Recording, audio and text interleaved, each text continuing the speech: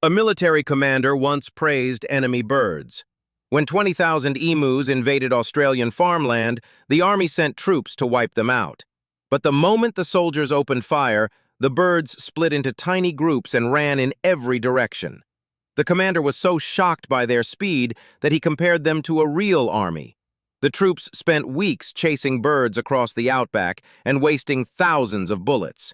And somehow, the situation only kept getting worse from there.